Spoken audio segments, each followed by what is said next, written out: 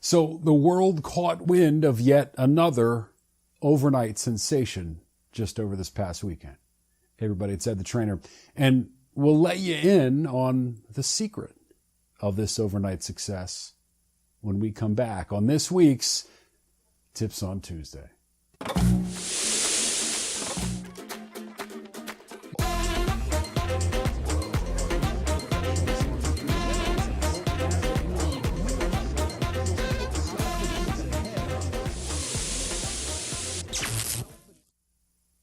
So no doubt you, like many people around the country at least, have heard of the UMBC Retrievers' great run through the first weekend of the NCAA basketball tournament. Now, the UMBC Retrievers, the Cinderella story of this year until Sunday night, right, put up a great fight and they wound up losing to K-State at the end of that game. And, you know, the storyline over the first few days of the tournament really revolved around what a great upset their first game over the number one ranked, highest rated team in the tournament, Virginia, really was. And you see, the idea here is that the kids walked away from this tournament, from this weekend, having accomplished something fantastic, right?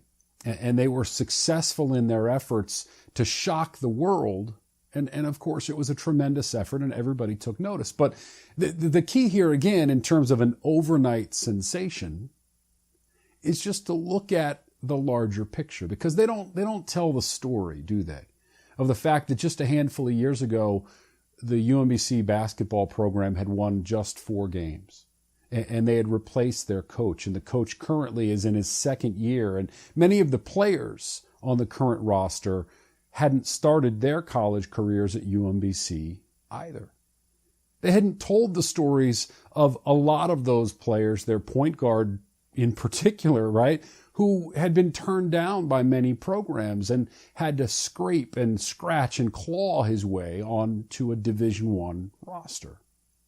They didn't tell the story of a kid who transferred in through 2 colleges to land at UMBC to become UMBC's best player, and ultimately, over 2.5 years, one of its all-time leading scorers. They don't tell the story of the journey of not only the program, but the players within the program.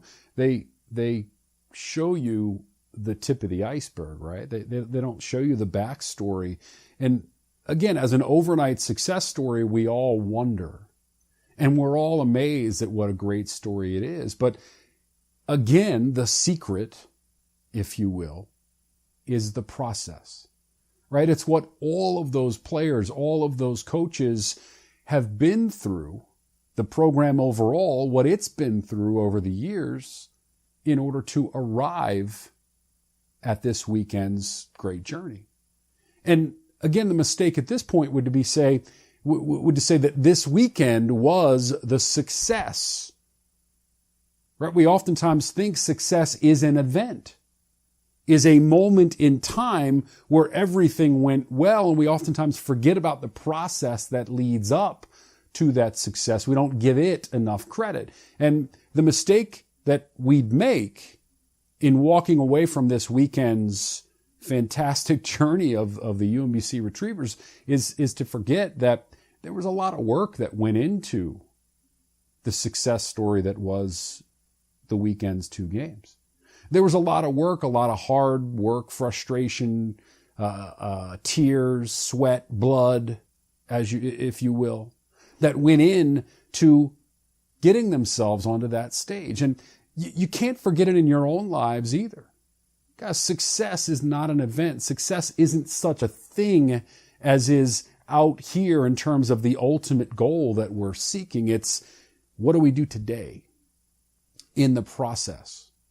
How do we make today the best possible day it can be, so that if we can get into a structure, a routine that brings us closer and closer and closer to our ultimate goals, and we focus there, well, our goals can't help but happen.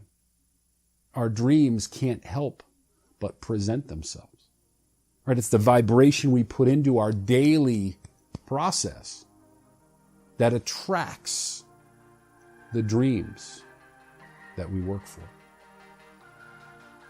Thanks for spending a couple of minutes with me today, everybody. I hope you have a great week, and I'll see you soon.